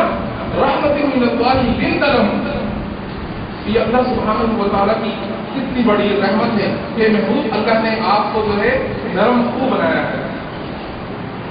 نرم طبیعت بنایا ہے، وَلَوْ كُنْتَ فَظًّا غَلِيظَ الْقَلْبِ لَانفَضُّوا مِنْ حَوْلِكَ، اگر آپ سخت گیر ہوتے، سخت مزاج ہوتے تو یہ صحابہ کرام جو پروانہ بار آپ کے پاس جمع ہو رہے ہیں کہ آپ سے دور چلے جاتے ہیں۔ تو سخت گیری اور سخت مزاجی جو ہے یہ داعی حق کے یہ زہر ہے. جو سب یہ ہوتے ہیں، سب مزاج ہوتے ہیں، وہ کبھی بھی کامیاب داعی نہیں بن سکتے. ایک داعی کے لیے جو ہے نرم مزاج ہونا بہت ضروری ہے. اس لیے ایک بار جو ہے ہارون رشید کی دربار ہے، اس وقت کوئی بہت بڑے عالم جو ہیں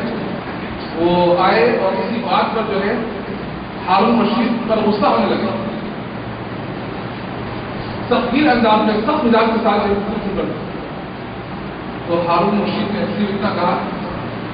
کہ میرے سامنے جو ہے وہ نرمی سے گفتگو کرو، میں فرعون سے بدتر نہیں ہوں.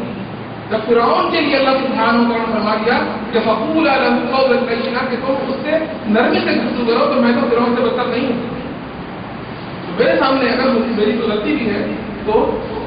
نرم لہجے میں گفتگو کرو، نرم لہجے میں بات کرو تاکہ وہ بات سمجھی جائے اور اس پر اس کو مانا بھی جائے. تو یہ اہمیت ہے نرم گفتگو کی، اچھی گفتگو کی، عمدہ انداز کی. جتنا عمدہ انداز ہوگا، اتنی اچھی گفتگو ہوگی، اتنے ہی بہتر انداز میں آپ اپنی بات کو سمجھا سکتے ہیں. نبی کریم صلی اللہ علیہ وسلم نے اپنے صحابہ کرام رضوان اللہ تعالی علیہم اجمعین کو دعوت کی یہی اسلوب سکھایا، اور یہی وہ اسلوب ہے جس کے ذریعے صحابہ کرام رضوان اللہ تعالی علیہم اجمعین دنیا کے جس حصے میں بھی گئے اور انہوں نے لوگوں کے سامنے دین حق کا پیغام پیش کیا تو لوگوں نے اس پیغام حق کو کھلے دل کے ساتھ دلوں کو بھول گیا. کبھی بھی صحابہ کرام رضوان اللہ تعالی علیہم اجمعین نے یا تابعین تابعین کے بعد میں آنے والی جتنی مسلمان حکومتیں ہیں، کسی نے بھی زور زبردستی کے ساتھ اسلام کو دنیا پر منتقل کرنے کی کوشش نہیں کی. سب نے اسلام کی ترویج اور اشاعت کے لیے جو راستہ اختیار کیا وہ دعوت تبلیغ کا تھا. دعوت تبلیغ کے ذریعے جو ہے لوگوں کو تیار کیا گیا کہ وہ دین حق کا پیغام سنیں، سمجھیں اور اس کو مانیں. کیونکہ اللہ سبحانہ و تعالیٰ نے واضح طور پر یہ اعلان کر دیا ہے کہ لا اکراہ فی الدین، there is no compulsion in religion. اسلام کے اندر کوئی جبر نہیں ہے. اب کسی کو زور زبردستی سے جو ہے وہ دین کا پیغام ماننے پر مجبور نہیں کر سکتی، کیونکہ ایمان کا تعلق تو قلب کے ساتھ ہے. ایمان کا تعلق تو قلب کے ساتھ ہے. جب تک کوئی قلبی طور پر آپ کے پیغام کو ماننے کے تیار نہیں ہوگا وہ اسے کیسے قبول کرے گا. اگر آپ نے زور زبردستی کسی سے اسلام قبول کروا بھی لیا تو آج شاید کسی خوف کی وجہ سے وہ کلمہ پڑھ لے لیکن کل دوبارہ سے مخالف ہو جائے گا. اسلام نے کبھی بھی زور زبردستی کرنے میں فروغ نہیں دیا اور نہ کبھی اس کی حوصلہ افزائی فرمائی، بلکہ ہمیشہ جو ہے دعوت التبلیغ کے ذریعے احسن طریقے سے لوگوں کو دین کی دعوت دینے کا حکم دیا. یہی وہ راستہ ہے جس کے ذریعے ہم آج بھی دین حق کے پیغام کو جو ہے وہ عام کر سکتے ہیں. لیکن شرط یہی ہے کہ اللہ سبحانہ و تعالیٰ نے جو ہمیں اسلوب سکھائے ہیں حکمت کے، اچھی نصیحتوں کے، مباحث و مناظر کے بہترین انداز کے، ان انداز کو ہم اپنائیں گے، حکمت کو اپنائیں گے. آج بھی دیکھیں کتنے ہی ایسے مبلغین ہیں، کتنے ہی ایسے دائی ہیں جو جب گفتگو کرتے ہیں تو وہ اپنے سامنے بیٹھے ہوئے سامعین اور مخاطبین کی ذہنی سطح کا خیال نہیں کرتے، جبکہ ارشاد میں کلم الناس علی قدر عقولہم، تو لوگوں سے ان کے مینٹل لیول کو سامنے رکھ کے گفتگو کی جائے. جب تک ہم جو ہے لوگوں کے مینٹل لیول کو سمجھ کر جو ہے ان کو گفتگو نہیں کریں گے، ان تک اپنا پیغام نہیں پہنچائیں گے، ہم دعوت کے کام میں کامیاب نہیں ہیں. جو ہم بات کریں گے اسٹوڈنٹ سے تو ہمارا لیول جو ہے وہ اسٹوڈنٹس کے ذہن سطح ہونی چاہیے. جب ہم بات کریں علماء سے تو ہمارا جو گفتگو کا انداز ہے، ہماری جو دلائل اور براہین ہو وہ علماء کے لیول کے ساتھ چلے جائیں. اگر ہم کسی کالج اور یونیورسٹی کے اندر جو ہے وہ لیکچر دے رہے ہیں تو پھر ہمیں کالج اور یونیورسٹی کے طلباء ہیں، وہاں کے جو ٹیچرز ہیں، ان کی جو مینٹلٹی ہے، ان کا جو مینٹل لیول ہے اس کو سامنے رکھتے ہوئے. اگر کوئی داعی اس کا خیال نہیں کرے گا تو کبھی بھی دعوت کے اندر کامیاب نہیں ہو سکتا. یہ وہ اسلوب ہے جو اللہ سبحانہ و تعالیٰ نے ہمیں تعلیم کی ہے، اور اگر ہم ان اسلوب کی پابندی کریں گے تو یقیناً جو ہے تبلیغ کے میدان میں، دعوت کے میدان میں اللہ سبحانہ و تعالیٰ ہمیں کامیاب اور کامان کرے گا. اللہ سے دعا ہے کہ وہ ہم سب کو حقیقی جو ہے داعی حق بنانے کی توفیق عطا فرمائے اور دین حق کا پیغام مؤثر انداز میں اپنے سامعین کو اپنے شہروں میں، اپنے گاؤں میں، اپنے گھروں میں جو ہے پیش کرنے کی توفیق عطا فرمائے. آمین وما علینا الا البلاغ. دعوت اور تبلیغ اور الفاظ قرآن مجید کے اندر موجود ہیں اور ہمارے معاشرے کی کوئی جماعت نے ایک دعوت کی ہوتی ہے کیا ہے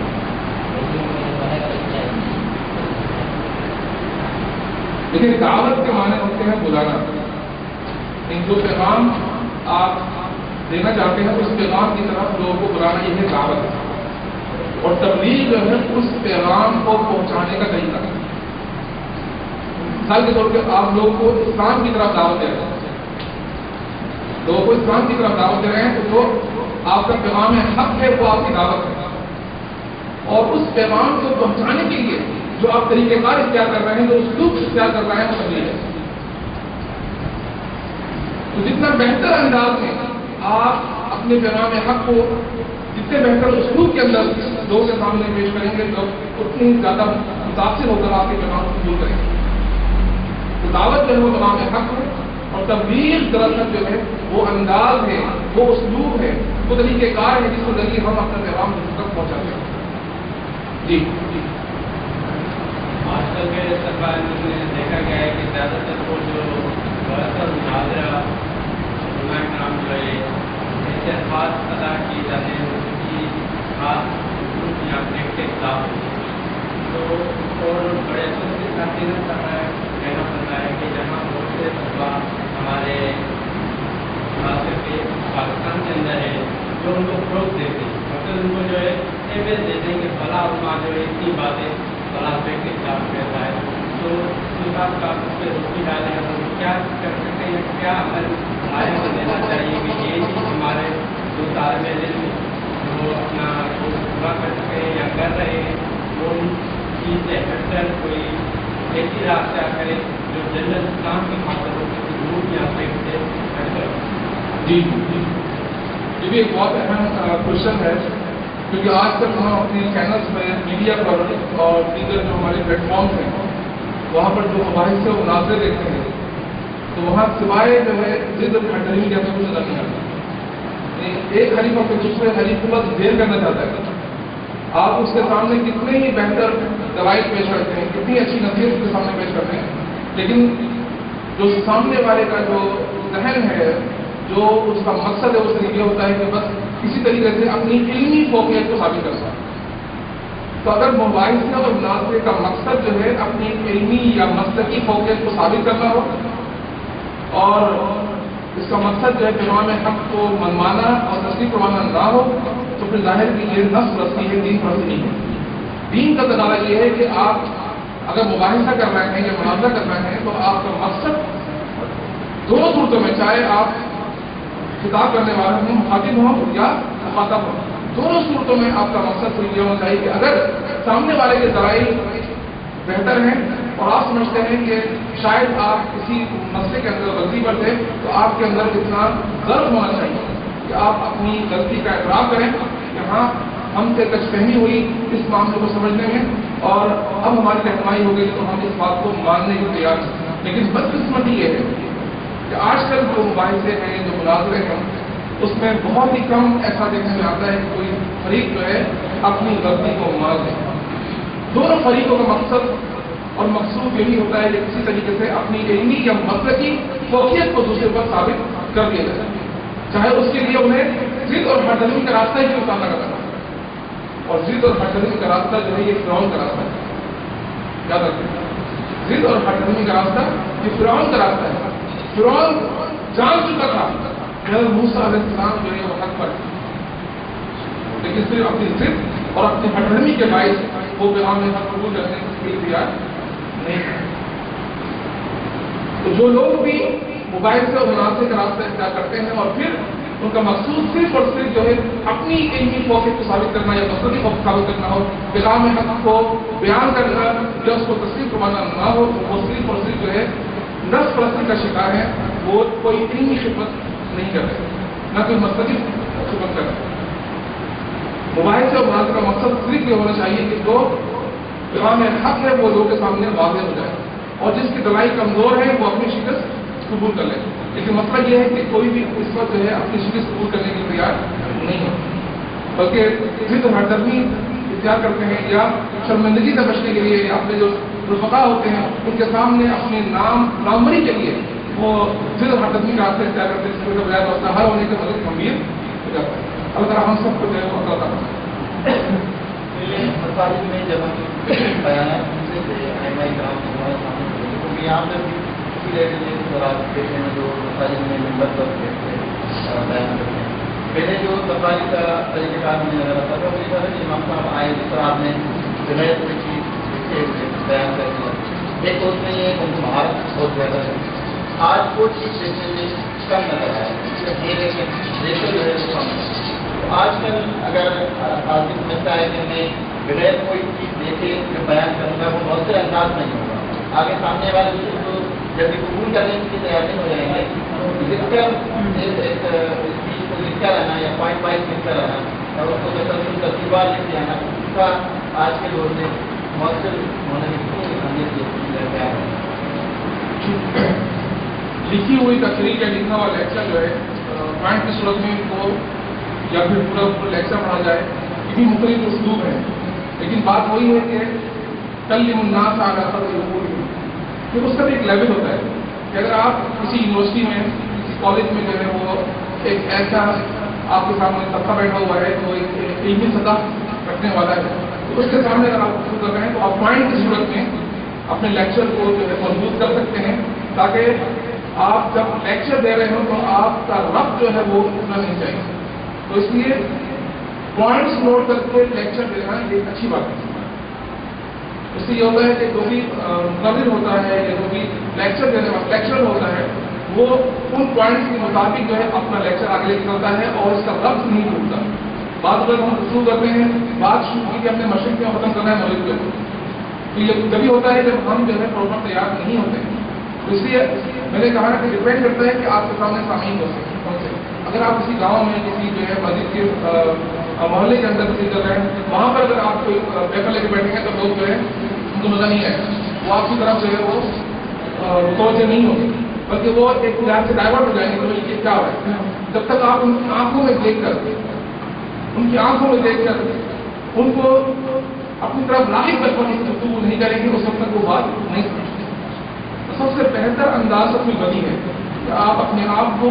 ذہنی اعتبار سے علمی اعتبار سے اتنا تیار کریں کہ آپ اپنا پیغام مؤثر انداز میں جیسے بھی آپ کا سننے والا ہے، جیسے بھی آپ کے سامعین ہیں ان تک آپ اپنے پیغام مؤثر انداز میں پیش کریں. یہ بہت ضروری ہے. لیکن لکھ کر یا پوائنٹ کی صورت میں لیکچر دینا یہ کوئی بری بات نہیں ہے، اچھی بات ہے، لیکن ڈپینڈ کرتا ہے کہ آپ کس لیول پر اور کہاں پر لیکچر دیں. جی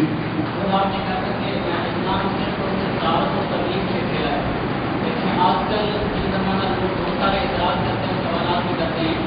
کہ ابھی وفات رضی اللہ تعالیٰ عنہ کا ایران پر حملہ کرنا یا محمد بن قاسم کا اسلام پر حملہ کرنا،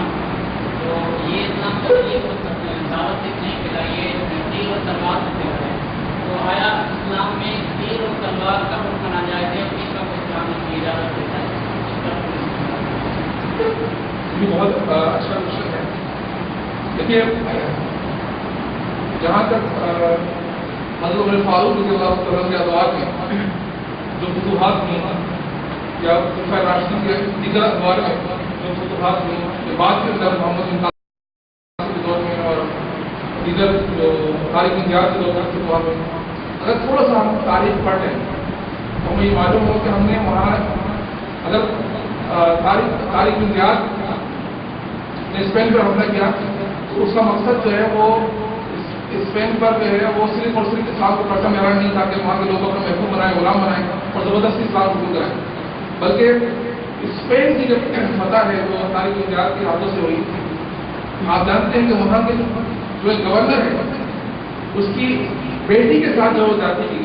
اور اس نے خود حجاج بن یوسف کو سب دیکھا کہ آپ اس کے بادشاہ کے ظلم سے بچانے کے لیے ہماری مدد کے لیے آئے. تو اس درخواست کے اوپر جو ہے وہ حجاج بن یوسف نے طارق بن زیاد کو جو ہے وہاں پہ رکھا. اور اسی طریقے سے حجاج بن یوسف نے جو ہے محمد بن قاسم کو جو ہے وہ اس دن کی طرف بھیجا. کیوں کہ آپ جانتے ہیں کہ مسلمانوں کا جو ایک قافلہ ہے ایک بھری بیڑا وہ جا رہا تھا، راستے میں میرے قذافوں نے اس پر قبضہ کر لیا اور مسلمان عورتوں کو جو ہے وہ قید کر لیا گیا. تو اس قید کے اندر جو عورتیں موجود تھیں ان میں سے ایک عورت نے خط کہا تھا کہ ہم جو ہے یہاں کے راجہ ظاہر کے ظلم میں گرفتار ہیں، آپ ہماری نجات کے لیے آئیے. تو اس پر جو تاریخ حضرت بن یوسف نے محمد القاسم کو وہاں بھیجا تاکہ مسلمان عورتوں کو راجہ ظاہر کے ظلم سے نجات دلائی جائے.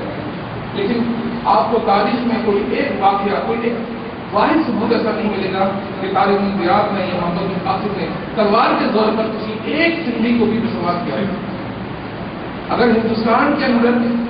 اسلام تلوار سے پھیلنا ہوتا تو آج پورے ہندوستان کے اندر جو ہے ایک ہندو نہیں ہوتا. مسلمانوں نے تقریباً 1000 سال جو ہے مجموعی طور پہ ہندوستان پر حکومت کی. تو جو قوم 1000 سال کسی سرزمین پر حکومت کرے اور جبر کے ساتھ لوگوں کو اپنی دین کی طرف راغب کرے یا اپنی دین کی طرف جو ہے وہ ان کو لے کر آئے، تو یہ کیسے ممکن ہے کہ وہاں پر کوئی ایک واحد کی جو ہے وہ مسلمان نہیں ہو. آج بھی ہندوستان کے اندر اکثر ہندوؤں کی ہے. آج بھی ہندوستان کے اندر کیا پاکستان کو ملا لیں، پورے ہندوستان کے اندر آج بھی اکثریت 80% جو ہے وہ ہندو ہے. اگر اسلام جو ہے وہ تلوار سے پھیلا ہوتا تو آج پورا ہندوستان جو ہے وہ مسلمان ہوتا. اگر اسلام جو ہے وہ تلوار سے پھیلا ہوتا تو آج پورا اسپین، پورا یورپ جو ہے مسلمان ہوتا.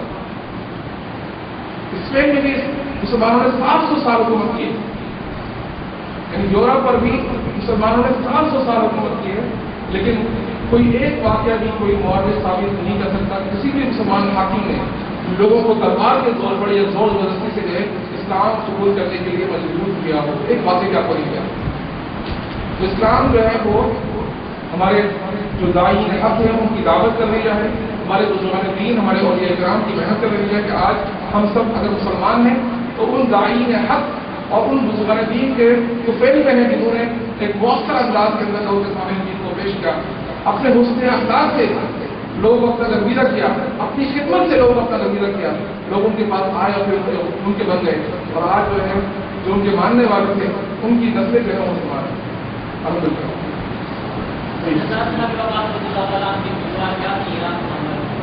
جی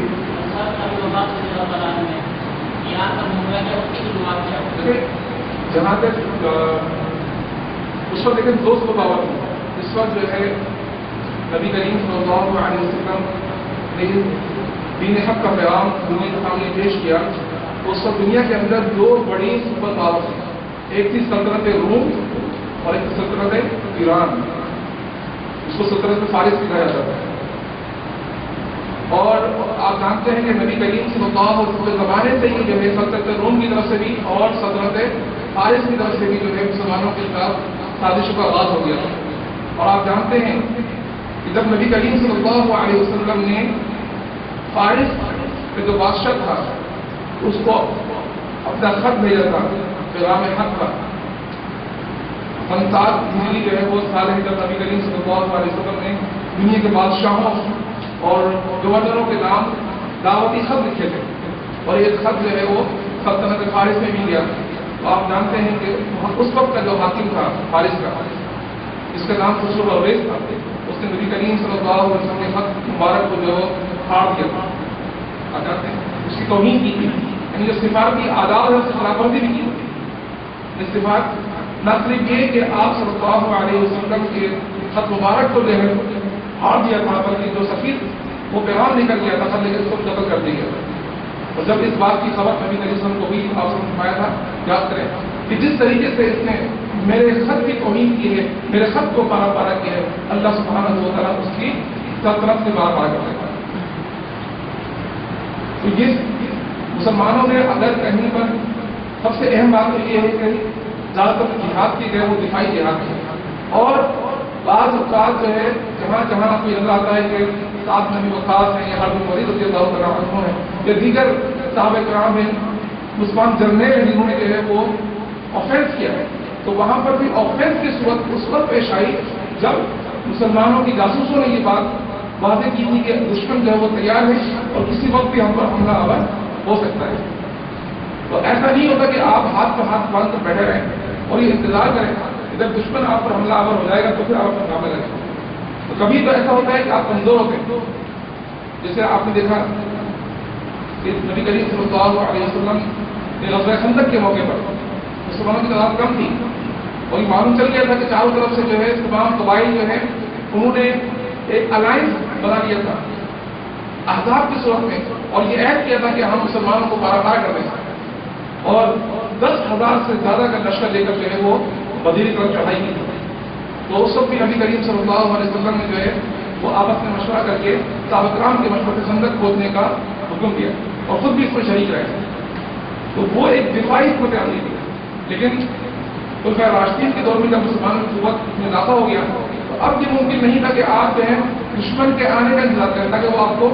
پارا کر سکے, بلکہ جب آپ کے پاس قوت ہو تو اس کے لیے اسلام نے آپ کو اجازت دی ہے کہ اگر دشمن آپ پر حملہ کرنے کو تیار ہے تو آپ اس کا انتظار نہیں کریں بلکہ اس کی سازش کو ناکام بنا دیں اور اس پر پہلے حملہ کر دیں تاکہ آپ اپنی عورتوں, بچوں اور بوڑھوں کی حفاظت کر سکیں. تو اگر دشمن آپ پر حملہ آور ہو گیا اور اس نے خدا نے خاص آپ کو شکست دیکھی تو پھر وہ آپ کے بچوں, آپ کے بوڑھوں اور آپ کی عورتوں کو زندگی نہیں چھوڑے گا. جبکہ یہ تاریخ اس بات کی گواہ ہے کہ مسلمان جہاں پر بھی غالب ہوئے کبھی کسی جو ہے غیر مسلح شخص کو, کبھی کسی بوڑھے کو, کبھی کسی عورت کو جو ہے کسی بچے کو نہیں کیا. یعنی پوری تاریخ اس بات کی گواہ ہے کہ جس طریقے سے مسلمان فاتح بنے ہیں شاید دنیا کی تاریخ میں آپ کو ایک واقعہ ایسا نہیں ملے گا کہ کوئی قوم جو ہے فاتح بن کر داخل ہوئی ہو اور اس نے کسی ناحق کو نہ بہایا.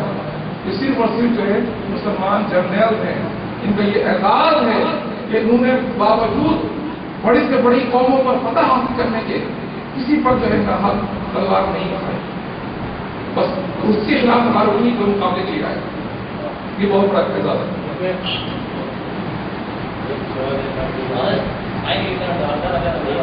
کرے گئے تو کرے ہم نے پورا فائدہ اٹھا لیا, سمجھ کیا گیا. لیکن ادب کے ساتھ ایک بات میں کرتا ہوں کہ جب بندہ حکمت کو بھی نہیں سمجھے, معاہدت رسم کو بھی نہیں سمجھے, وجاد الملت ریاست کو بھی نہ سمجھے. میرے انبیاء کرام کے بارے میں آتا ہے وہ اس طرح کہتے تھے وما علینا الا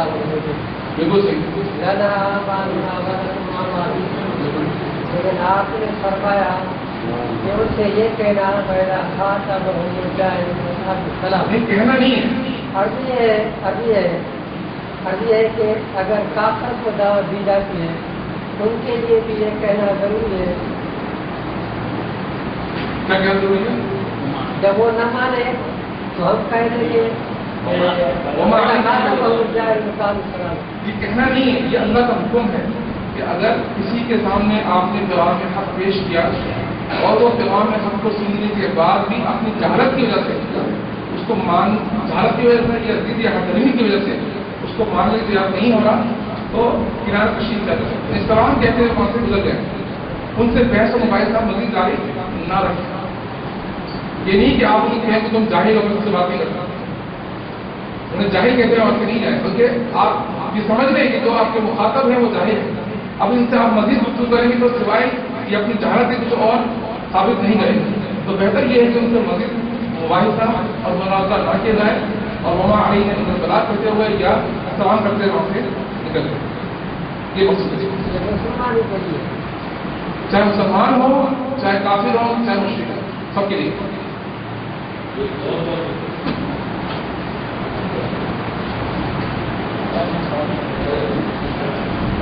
ماشاء اللہ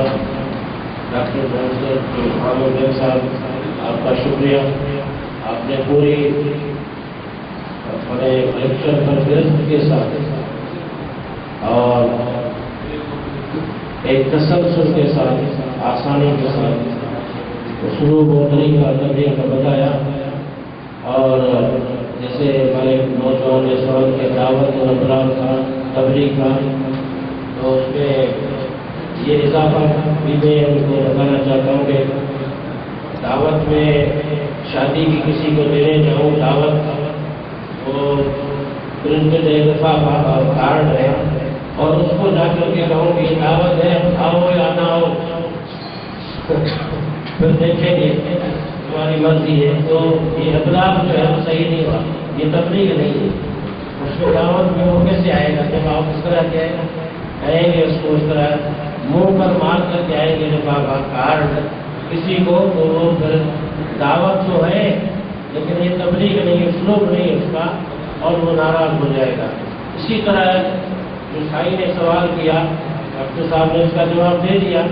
اور اس کی بھی میں تائید کرتا ہوں کہ اصل میں ان کو خلجان جو ہے تو نقش سلام پر ہے. ایک کافر کو سلام کر کے کہا جا سکتا ہے چلے جانا اس کو سلام کرتے. ابراہیم علیہ السلام کی دلیل ہمارے پاس موجود ہے اور وہ بھی اپنے باپ سے سلام کر کے ہی علیحدہ ہوئے تھے. لیکن اس سلام کا مطلب پھر دوسرا بھی ہے کہ اچھے طریقے سے ادا کی جاتا, اچھے رخصت لینا. ورنہ قرآن کے دوسرے طریقے بھی ہے جیسے ڈاکٹر صاحب نے بتایا لنا مال ہمارے لیے تمہارے تمہارا عمل ہمارے لیے ہمارا عمل. یہ کہہ کر بھی جا سکتا ہے لکم دین تمہارے یہ دین ہمارا دین, راستہ تمہارا تو راستہ, اللہ تعالیٰ تو یہ سب چیزیں. محمد بن قاسم کے حوالے سے ہمارے یہاں ایک دین قوم پرست طبقے نے بہت ساری باتیں پھیلائی ہوئی ہیں. ابھی بہت تاریخ پر بہت گرد پڑا ہوا ہے اور اس کو وہ ہر طریقے سے بیان کرتے ہیں کہ محمد بن قاسم جو ہے یہاں آیا تھا تو وہ اپنی سلطنت بڑھانے کے لیے یا غاصب بن کر کے آیا تھا. حالانکہ ایسی کوئی بات نہیں تھی. یہ تو ڈیفینسو کے طور پر بھی معاملہ ہے کہ محمد بن علافی جو قبیلہ تھا جو سلطنت خلافت سے باغی ہو گیا تھا اور قرآن کی سائڈ سے آ کر کے اس کو راجہ دار نے ان کو اپنے یہاں باغیوں کو پناہ دی تھی اور ان کی پرورش کی تھی اور اسلامی حکومت پر وہ حملہ بھی آور ہوتے تھے. اور جہاں تک کسی اتہاس کو روکنے کا تعلق ہے تو یہ بھی بات نہیں, آج بھی یہ روکمار ہمارے یہاں موجود ہے. تو اس زمانے میں بھی یہ قذاقی تو بحری قذاقی آج نہیں ہے, یہ پرانے زمانے میں بحری قذاقی ہوتی رہی ہے. یہ عرب امارات کے جتنے شیوخ اب آپ کو نظر آتے ہیں یہاں پر بھی بحری قذاقی کا بڑا جہان تھا جو بعد میں ختم ہو گیا. تو ایسی کوئی بات نہیں, لیکن محمد بن قاسم کا جو کردار تھا اس کو بھی تو ہمیں دیکھنا چاہیے کہ کس طریقے سے یہاں کے لوگوں کے جو پسے ہوئے عوام تھے, شودر کھتری اور یہ جو کم ذاتیں تھی ان پر جو مظالمیاں ہوتے تھے انہوں نے کس طریقے سے اسلام قبول کیا. تو اصل مسئلہ یہ کہ جب کہیں غیر اسلامی دنیا میں کوئی مسلمانوں کی طرف سے واقعہ ہو جاتا ہے تو اس کو طوفان بنا کر کے پیش کیا جاتا ہے, لیکن جب مسلمانوں کا قتل عام ہوتا ہے تو یہی ہمارے دوست جو ہے کوئی لفظ کی زبان سے انسانیت کے حوالے سے بھی نکالنے کے لیے تیار نہیں ہوتے ہیں. تو ڈاکٹر صاحب آپ کا بہت بہت شکریہ. الحمدللہ رب العالمین والصلاۃ والسلام علی رسول اللہ.